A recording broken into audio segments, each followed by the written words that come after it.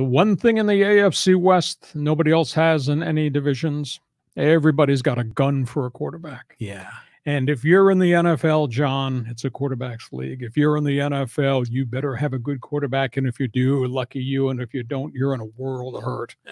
Tell you what, I would not want to be a defensive coordinator in this division because these games in this division are going to be so hard. Let's start with Kansas City. It's going to be a dogfight of a division. They got Mahomes. They got Travis Kelce.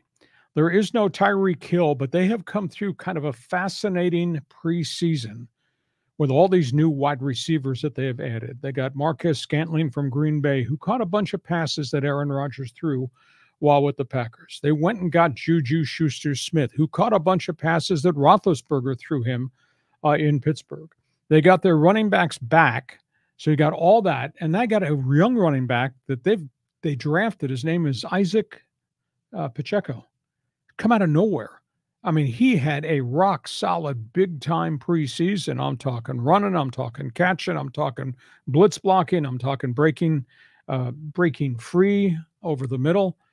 He might wind up being their starting running back in Kansas City. He was so impressive. And then they got one more speed guy, kid out of Western Michigan by the name of Sky Moore. And he had a really good series of preseason games. I'm not going to say he's making you forget Tyreek Hill, but it was like watching Tyreek Hill run streak patterns or make enormous yards after the catch. So Mahomes, even though I said they wouldn't be the same team personality since Tyreek Hill is gone, it sure looks like that guy, Andy Reid, is going to make a difference because now he's got more players to replace the guys who left, and Andy Reid is the intangible. I mean, you talk about Hall of Fame coach, one-loss record, talk about creative genius, talk about mismatches. I got Kansas City winning. How about that tweet that you posted of Andy Reid clones in the stadium right behind him? Isn't that great? They love him. I mean, there's all these people that show up in the end zone seats dressed like Andy Reid. So he's become a cult figure there at Arrowhead Stadium. Right, I got Kansas City winning, but it's not going to be easy because these guys, the Bolts, are pretty good. I think the Chargers are a complete team. They might be the most complete team since the Phillip Rivers, LaDainian Tomlinson, Antonio Gates era. Probably a better team than the Bobby Ross Super Bowl team. This is Justin Herbert coming off the 5,000-yard season. It's Keenan Allen, who I think is the best route runner in the National Football League. It's the big physical guy, Mike Williams, and they've got a flurry of young wide receivers at the third spot who can all streak and run and catch passes and catch touchdowns. So I think offensively they're significant, dangerous anytime you have to play the Chargers offense. Austin Eckler is rock-solid quality, and then them just getting Sonny Michel, the ex-New England Patriots, kind of a pretty good insurance policy. The words that are unspoken that NFL people will use is what they've done to the defense. They rebuilt it. They've gotten bigger and much more physical inside at both the tackle spots. You add Khalil Mack with Joey Bosa. They think they've got enough strength in numbers at linebacker. And in the secondary, you get J.C. Jackson, who's got 25 interceptions with the New England Patriots. And you got Derwin James. And you got established young guys who played a lot of football. Asante Samuel, Alois Gilman, Michael Davis. I think collectively their back end is really good. So I think they've changed the whole persona of the defense. And you go get pressure on quarterbacks with Khalil Mack and Joey Bosa. That makes your secondary much more dangerous. So I think the Chargers are very much a complete team. I think the Chargers in Kansas City are going to be, quote, in a dogfight for first place. In Denver, Russell Wilson comes in from Seattle, signs the mega contract. He will give them what they have not had in Denver since the Peyton Manning days. I'm talking about a guy that makes plays down the field, a guy that creates and extends plays because he can move the pocket, a guy that's a fierce student of the game and is a real emotional leader. He had a nice career in Seattle. I felt at the end he was betrayed by the Seahawks organization because they didn't do a good job putting good people around him. As the Legion of Doom team got old, they just didn't do well at the draft. They didn't do much in free agency either. So I really got to believe that Russell Wilson's going to make Denver dynamic. They've had in the last group of years a lot of skill guys they drafted, wideouts, tight ends, running backs. but they didn't have a quarterback that could make the plays to get them the ball. Guys were throwing bounce passes to these guys. Guys were overthrowing these guys.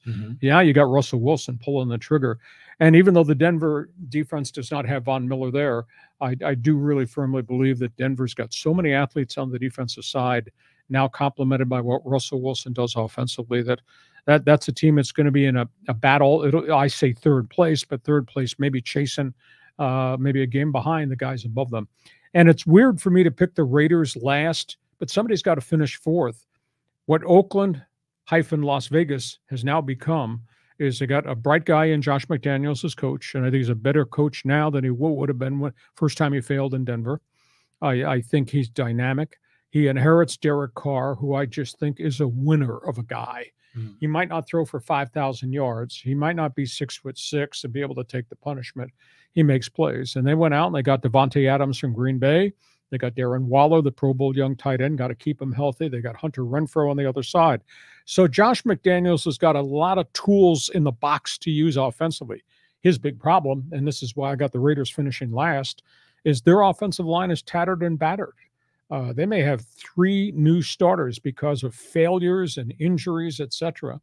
And defensively, even though they went out and they got the pass rusher from Arizona, Jones, to complement Mad Max Crosby with the 2 defensive ends, they don't have enough defensively. And at the end of the day, you look at the Raider roster, and all the draft picks that John Gruden made are gone. They've cut them loose. Some got in trouble with the law. Other guys had injuries, but a whole plethora of them have washed out. They just released a number 1 draft pick from a year ago. Alex Leatherwood, supposed to be their anchor right tackle, failed at right tackle, failed at guard, could not move him to center, gave up on him. He just signed with the Chicago Bears. So I think that McDaniels has got offensive firepower. I don't think he's got anything else on the roster. And it's weird because the Oakland Raiders became the Las Vegas Raiders. And Mark Davis, when he took over after his father, Al, passed, brought in a general manager, Raleigh McKenzie, and they had a lot of bad contracts.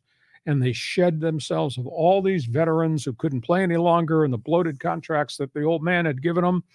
And then McKenzie started a draft. Well, then McKenzie got blown out because Mark Davis decided to hire the shiny little object out there in John Gruden. And it gave Gruden carte blanche to make all these player personnel decisions. So Gruden got rid of all the McKenzie players. Gruden brought in all these players. This has failed miserably. Gruden got himself fired for all the junk off the field. And now you got another regime in there that came from New England. And Josh McDaniels and their new general manager, expatriate guys, they come in and they swipe the slate clean of all the guys that Gruden brought in. So they sit there in constant rebuild. I feel sad for Derek Carr because as hard as he's tried, that's not much of a franchise right now. Now, luckily, he's got a good coach and he's got skilled people around him, but he's going to be running for his life behind that offensive line. And on the other side of the ball, I don't know that the Raiders can stop anybody. So I got Kansas City and the Chargers, 1A and 1B. I got Denver, maybe a close third, and I got the Raiders following up the pack. And John Riley says, this is shaping up to be probably one of the most interesting divisions in the NFL. Because like you said, we've got some excellent teams, potentially 3 playoff teams coming out of this division. And the Raiders, even if they finish in 4th, the Raiders are always an interesting story. There's always something going on with that franchise, and their fan base is so loyal.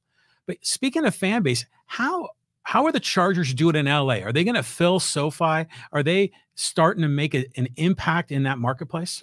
I think that Justin Herbert has become the flag carrier of the Lightning Bolt. I think he's a really popular guy. Of course, the other tenant in the building that owns the building also owns the Super Bowl ring and trophy in the Los Angeles Rams. Chargers are making progress. What I like the most about Herbert is he's smart. He is a leader. He's tough. He's 6'6". He is athletic. Different personality, one of the more laid-back personas I've ever met in the National Football League at that position. But what a quality kid. And they've surrounded a lot here.